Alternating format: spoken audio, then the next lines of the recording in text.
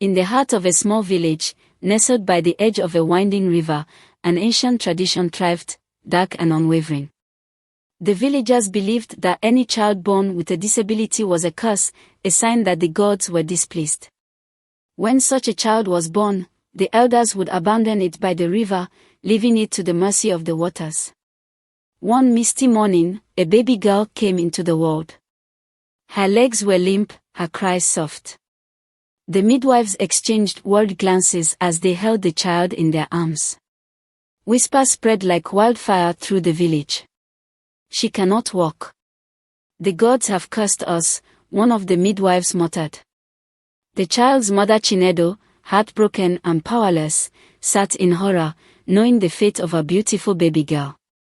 The thought of facing the elders of the village traced through her mind.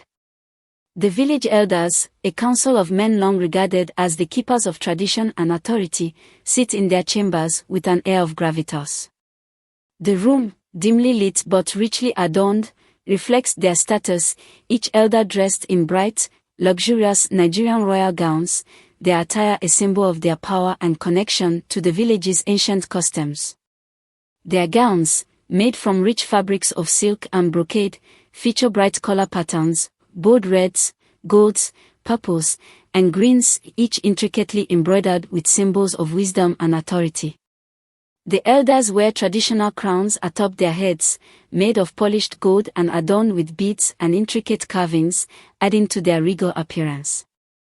The crowns sit proudly above their foreheads, further emphasizing their rank as the decision-makers of the village. Their faces are stern, etched with years of upholding the village's old laws and customs, and their eyes reflect a hardened resolve, unwavering in their beliefs.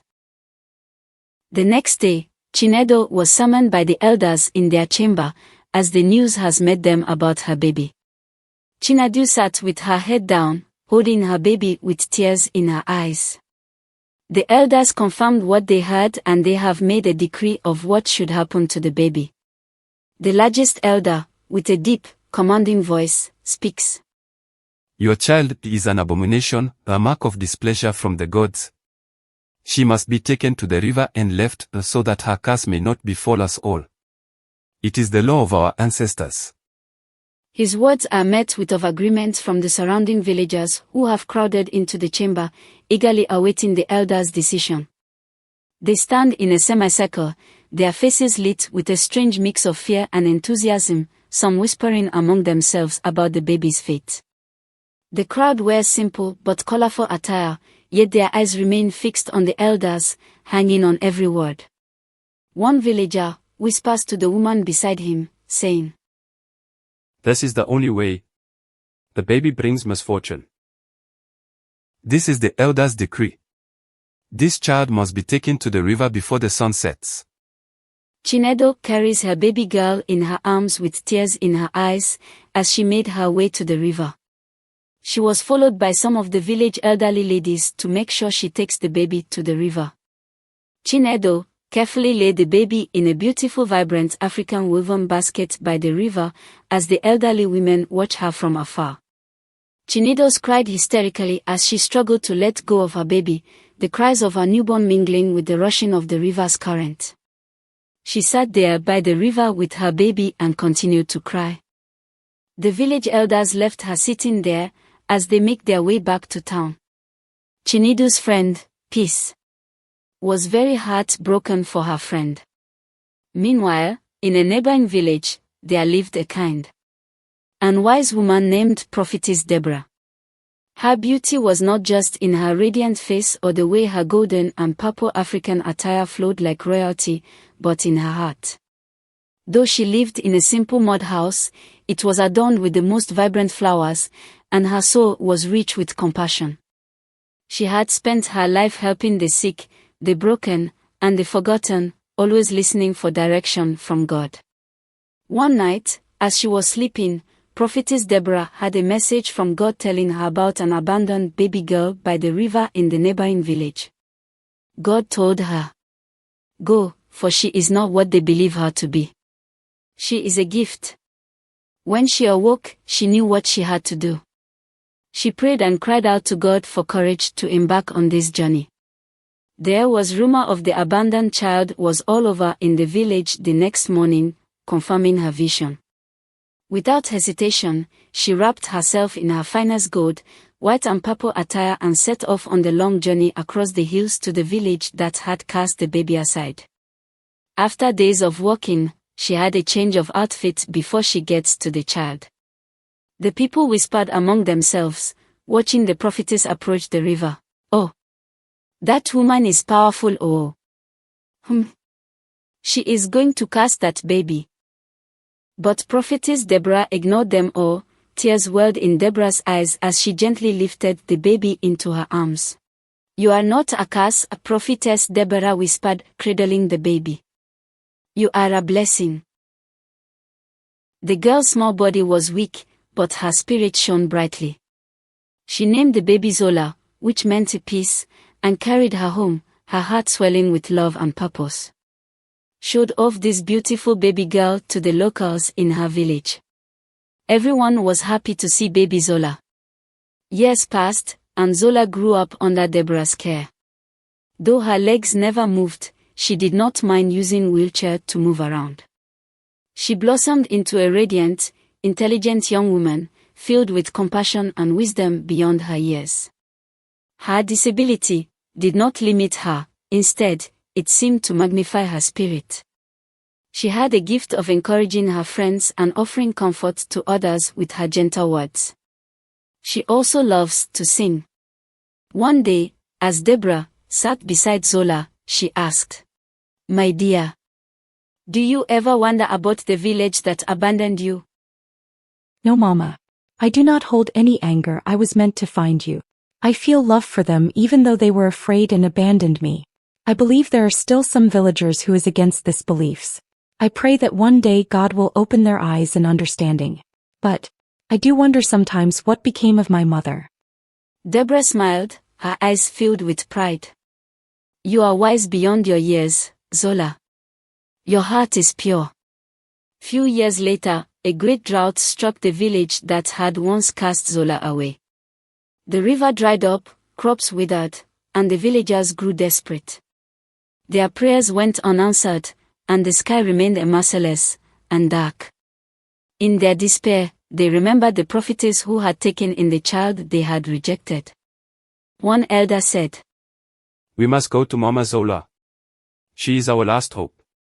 In desperation, the villagers gathered, and humbly went to see prophetess Deborah in the nearby village. Unfortunately, they meet Zola, the baby they heartlessly abandoned by the river many years ago. Zola got the discernment that these were the people who abandoned her. She sat with sadness on her face and not sure of what she should do. The villagers immediately started begging her for forgiveness. A little girl from the village sat on Zola's lap crying as well. This broke Zola. She cried as the elders hung on her shoulder, crying bitterly. Peace. Friend of Zola's mother Chinedu recognized Zola. She quickly went on her knees, crying, together with the villagers who came with her. "We have come to beg for your help. Our village is suffering, the river has dried and the crops are dying. I believe if you forgive us, God will heal and restore our land back. Please, Zola, forgive us. I know we all let you down and treated you and your mother wrongly. We did not know any better. Please forgive us all." "I have forgiven you. Now rise, for the rain will come, now that your hearts are open. Your crops will grow again, and the Lord will restore your land much better than it was before. But promise me that you will amend your ways and beliefs about children and individuals with disability. As elders, you ought to know better. You ought to know that a woman does not get to choose the kind of child God gives to them. I want you to know that every child is a gift and special to God and to the families they are born into. Amend your ways and learn to show compassion to those who are different from you. I pray this was a lesson to you all. Get up and go back home. I will let Mama Deborah know that you all came. Go in the peace of the Lord." As soon as the villagers returned back home, a single raindrop fell from the sky. Then another and another. Soon, the heavens opened, and the drought that had ravaged the land was no more. The river swelled, and the earth drank deeply. Crops sprang to life, and the village, once broken by fear, was reborn.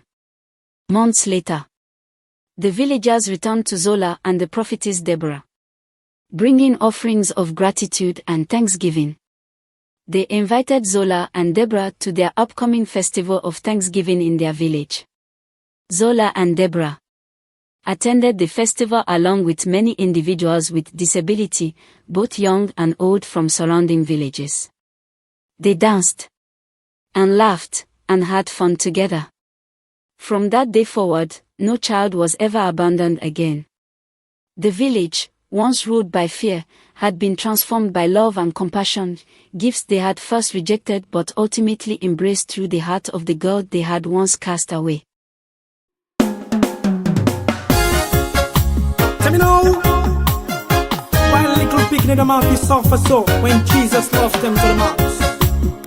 We have to show them good love and tender care, for they are the future generation. God save the little children. Jesus loves the children, all the children of the world. No matter what the color may be, they are all precious, precious in His sight. In this world,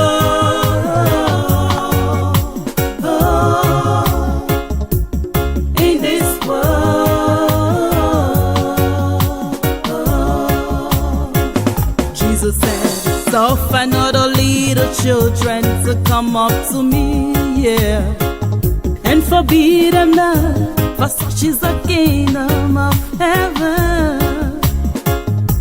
He doesn't want to know whether you are blind or white, no, no, no.